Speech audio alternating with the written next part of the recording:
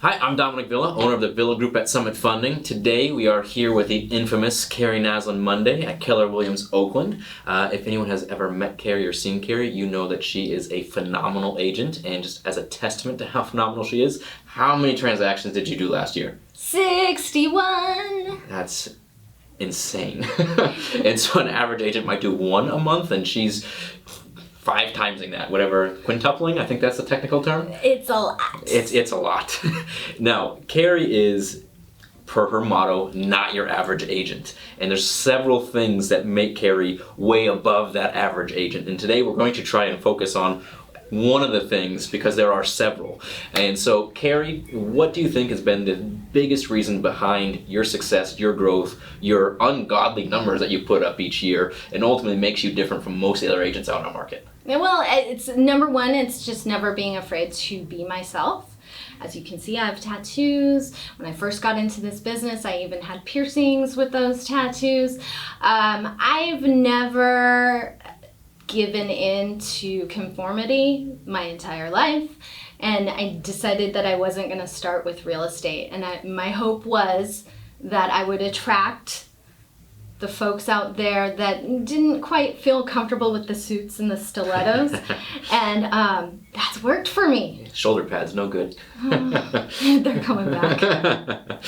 Yeah, so I think just staying true to myself, not trying to be someone that I'm not, and knowing who my audience is, and knowing that those folks would appreciate me being me. All right, and on top of that, even a little bit more on the tactical side of things, what are some tactics that you use? So one, you're yourself unabashedly, and I think you really attract what you put out, which is a great vibe.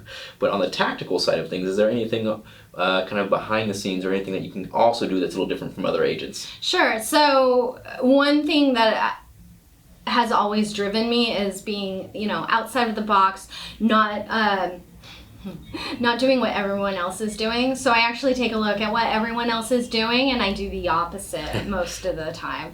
And that's because everyone is not going after the same things in that way. For instance, short sales. I built my business during short sales. All the old seasoned agents were like, "Oh no, I don't do short sales." I was like, "Oh yes, please send them my way." And so I built a great business off of short sales. And from then I've been looking at different things that not average agents do to set myself apart. Now, what are some of those other things specifically that set you apart, do you think? Well, I think one of the bigger ones as of right now is that I choose to highly promote my sellers going with an online bidding strategy to sell their properties, which is totally different than what anyone's doing today. It's their choice, and it's the results that drive their decision to go that direction. But I think that it's adding transparency to our business, which is full of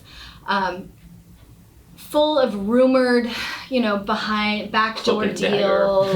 Yeah, I mean, it's the one thing that actually keeps us in alignment with car salesmen as far as trust goes. You know what I'm saying? And this is huge.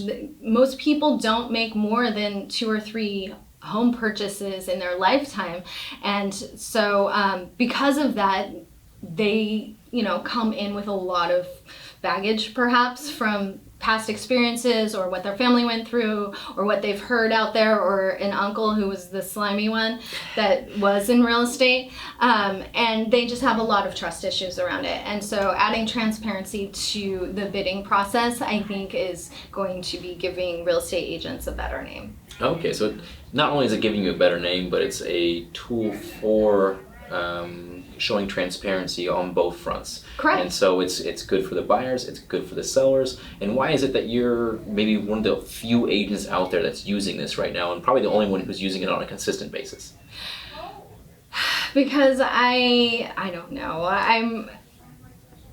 I found it. I thought it was different. I tried it. It worked for me, and I stuck with it.